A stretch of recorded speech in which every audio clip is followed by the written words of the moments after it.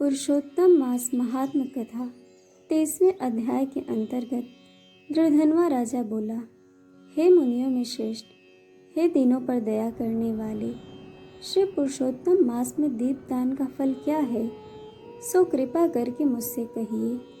श्री नारायण बोले। इस प्रकार राजा दृढ़धनवा के पूछने पर अत्यंत प्रसन्न मुनियों में श्रेष्ठ वाल्मीकि मुनि ने हंसते हुए विनीत अत्यंत नम्र राजा दृढ़धनवा से कहा।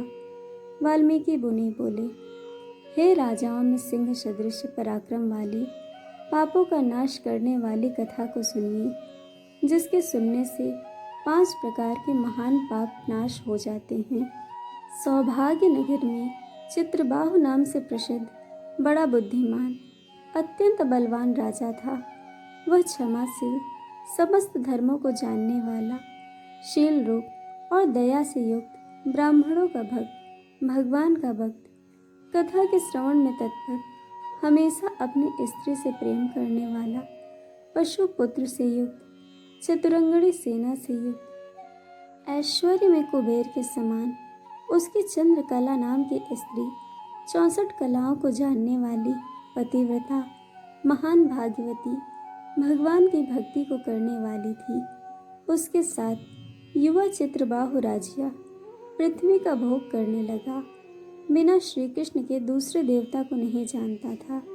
एक दिन पृथ्वीपति राजा चित्रबाहु ने दूर से ही आए हुए मुनियों में श्रेष्ठ अगस्त्य मुनि को देखकर पृथ्वी में दंडवत प्रणाम कर उनकी विधि पूर्वक पूजा की और भक्ति से आसन देकर मुनि श्रेष्ठ के सम्मुख बैठ गया।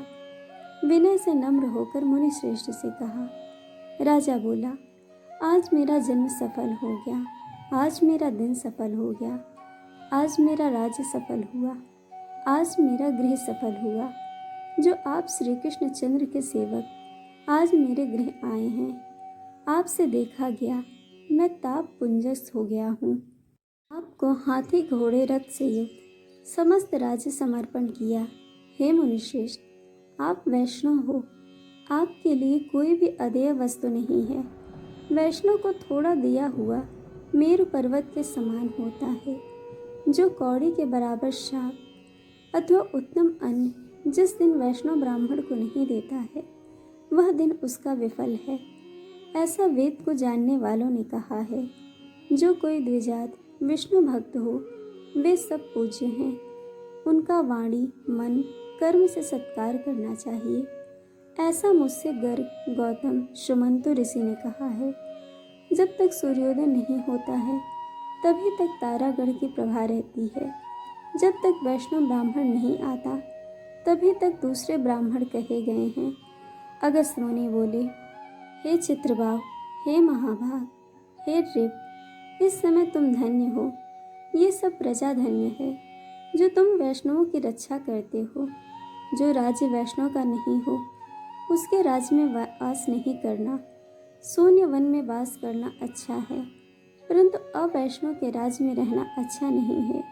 जिस प्रकार नेत्रहीन शरीर, पतिहीन स्त्री, बिना पढ़ा हुआ ब्राह्मण निंद्य है, वैसे ही वैष्णव रहित देश निंद्य है। जैसे दांत के बिना हाथी, पंख पे के बिना पक्षी, दशमी विद्या द्वादशी कही गई है, वैसे ही वैष्णव रहित देश है।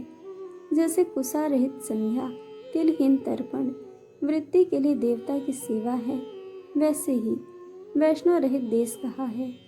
जैसे केशों को धारण करने वाली विधवा स्त्री, स्नान रहित व्रत, ब्राह्मणी में गमन करने वाला शूद्र है, वैसे ही बिना वैष्णव का राष्ट्र निंद्य है। जो श्री कृष्ण चंद्र के चरणों का आश्रय करने वाला है, सत्पुरुषों से राजा कहा गया है। उसका राष्ट्र सदा उन्नति को प्राप्त करता है और उसकी प्रजा सुखी होती है। हे राजन, जो मैंने तुमको देखा, इसीलिए मेरी दृष्टि सफल हुई। भगवत भक्त आपके साथ बात करने से आज मेरी वाणी सफल हुई। हे राजन, मेरी आज्ञा से यह राज्य तुमको करना चाहिए। मैंने इस राज्य में तुमको प्रतिष्ठित किया है। तुम्हारा कल्याण हो, मैं जाऊंगा। श्री नारायण बोले। इस प्रकार कहकर जाने की इच्छा करने वाले श्रेष्ठ मुनि अगस्त को चित्रबाहु राजा की पतिव्रता स्त्री ने परम भक्ति के साथ प्रणाम किया।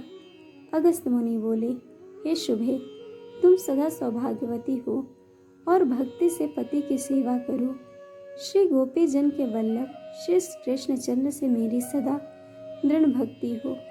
इस प्रकार आशीर्वाद देते हुए अगस्त मुनि जी विनय पूर्वक सिर नवाकर और अंजलि बांधकर चित्रबाहु राजा ने फिर कहा।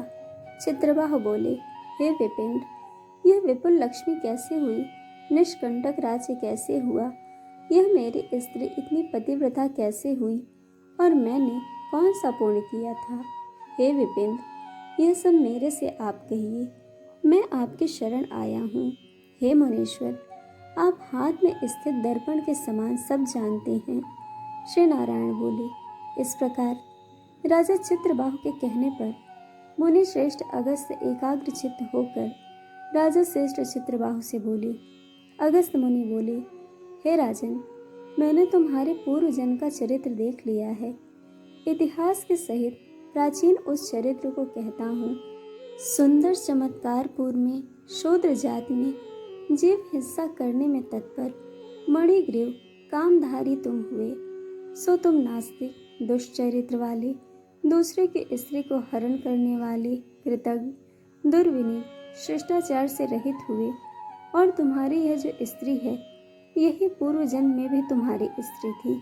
यह कर्म, मन और वचन से पति सेवा में परायण थी। पतिव्रता, महाभागा, धर्म में प्रेम करने वाली, मनुष्यनी, इसने कभी भी तुम्हारे विषय में दुष्ट भाव नहीं किया। पाप कर्म को करने वाले तुम्हारा जात और बांधवों ने त्याग कर दिया और क्रुद्ध होकर राजा ने सब उत्तम धन ले लिया। फिर उस समय बचा हुआ जो कुछ अवशेष धन था, उसको जाति वालों ने भी ले लिया। तब उस समय धन के चले जाने से तुमको धन की भारी इच्छा हुई, परंतु धन के नाश होने पर भी मन मलिन होकर इस पतिव्रता ने तुम्हारा त्याग नहीं किया। इस प्रकार सब लोगों से तिरस्कृत होने पर तुम निर्जन वन को गए। हे महीपति, वन में जाकर अनेक पशुओं को मारकर अपनी आत्मा का रक्षण किया। इस प्रकार स्त्री के सहित जीवन निर्वाह करते हुए धनुष को उठाकर मणिग्रीव मृग के मांस को खाने की इच्छा से बहुत से सर्प और मृग से भरे हुए वन को गया। उस मनुष्य रहित वन के मध्य मार्ग में उग्रदेव नाम के महामुनि दिशा ज्ञान के नष्ट हो जाने से व्याकुल हो गए। हे राजन, मध्याह्न के समय तृषा से अत्यंत पीड़ित हो वह वहीं गिरकर मरणासन्न हो गए। उस समय रास्ते को भूले हुए उस दुखित ब्राह्मण को देखकर तुमको दया आई। उस ब्राह्मण को उठाकर और उसको साथ लेकर तुम अपने आश्रम को गए। उस दुखित ब्राह्मण की तुम दोनों स्त्री पुरुष ने सेवा की। एक मुहूर्त के बाद उस समय महायोगी उग्रदेव चैतन्यता को प्राप्त हो आश्चर्य करने लगे कि मैं वहाँ था, यहाँ कैसे आ गया? उस वन के बीच में कौन लाया? श्री नारायण बोले। मणिग्रीव ने उस ब्राह्मण से कहा कि यह सुंदर तालाब है, इसमें कमलिनी के पुष्प से सुगंधित शीतल जल है। हे ब्राह्मण, उस शीतल जल में स्नान करके मध्याह्न की क्रिया करके फलाहार करें और सुंदर शीतल जल का पान करें। इस समय मैंने रक्षा की है, आप सुख से विश्राम करें। हे मुनिश्रेष्ठ, आप उठिए और आप कृपा करने के योग्य हैं। अगस्त्य जी बोले। उस समय उग्रदेव ब्राह्मण श्रम रहित सावधान हो मणिग्रीवा का वचन सुनकर तृषा से व्याकुल हो उठा। हे चित्रबाहु, मणिग्रीवा की भुजा फड़क कर वट वृक्ष से शोभित तालाब के तट पर जाकर बैठ गए। वट की छाया में बैठकर क्षण मात्र विश्राम कर स्नान और नित्य क्रम कर वासुदेव भगवान का पूजन किया। देवता पितरों को तर्पण कर सुंदर शीतल जल को पान कर उग्रदेव ब्राह्मण शीघ्र वट के मूल भाग में आकर बैठ गए। पत्नी सहित मणिग्रीव ने मुनि श्रेष्ठ उग्रदेव को नमस्कार किया और अतिथि सत्कार करने की इच्छा से विनय युक्त वाणी से बोला। मणिग्रीव बोला, हे ब्राह्मण, आप मुझको तारने के लिए आप मेरे आश्रय को आए हैं। आपके दर्शन से मेरे पाप नष्ट हो गए। इस प्रकार उस ब्राह्मण से कहकर प्रसन्न मणिग्रीव स्त्री से बोला, अरे सुंदरी, जो जो स्वादिष्ट पके हुए फल हैं, उन आम्र फलों को तुम जल्दी लाओ, विलंब मत करो। हे शुभानने, और जो कुछ कंद आदि हों उनको भी लाओ। इस प्रकार स्त्री अपने पति के वचन सुन फलों और कंदादिकों को लाकर हर्ष ब्राह्मण के सामने रखती है। मणिग्रीव फिर मुनि श्रेष्ठ से बोलते हैं, हे ब्राह्मण, इन फलों को ग्रहण कर मुझ स्त्री पुरुष को कृतार्थ करें। उग्रदेव ब्राह्मण बोला, तुमको मैं नहीं जानता हूँ, तुम कौन हो, सो मेरे से कहो। विद्वान ब्राह्मण को चाहिए कि अपरिचित का भोजन नहीं करें। मणिग्रीव बोला, हे दुष्टार्दुल, मैं मणिग्रीव नामक शूद्र जाति का स्वजनों से, जाति वालों से, अपने बांधों से त्यागा हुआ हूँ।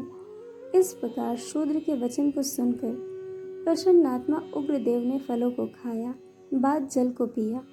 ब्राह्मण को सुख से बैठे देखकर मणिग्रीव उग्रदेव ब्राह्मण के पैरों को अपनी गोद में रखकर दबाता हुआ फिर वचन बोला।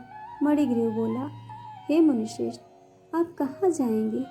इस निर्जन जल रहित हिंसक जंतुओं से भरे दुष्ट वन में कहाँ से आए हैं? उग्रदेव बोला, हे महाभाग, मैं ब्राह्मण हूँ, प्रयाग जाना चाहता हूँ। इस समय रास्ता न जानने के कारण भयंकर वन में चला आया हूँ।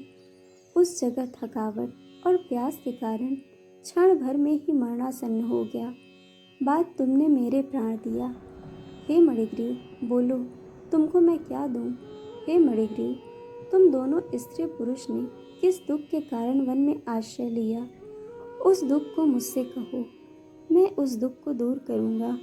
अगस्त्य मुनि बोले, इस प्रकार उग्रदेव ब्राह्मण के वचनों को सुनकर अपने स्त्री के सामने उस मुनीश्वर उग्रदेव की प्रार्थना कर दरिद्रता समुद्र को पार करने की इच्छा वाले मणिग्रीव ने अपने कर्म के भयंकर फल रूप वृत्तांत को कहा। इस प्रकार पुरुषोत्तम मास महात्म कथा का 30वां अध्याय पूर्ण हुआ। दोस्तों, आपको कथा कैसी लगी यह हमें कमेंट करके ज़रूर बताइएगा और चैनल को सब्सक्राइब, वीडियो को लाइक शेयर करना बिल्कुल मत भूलिएगा।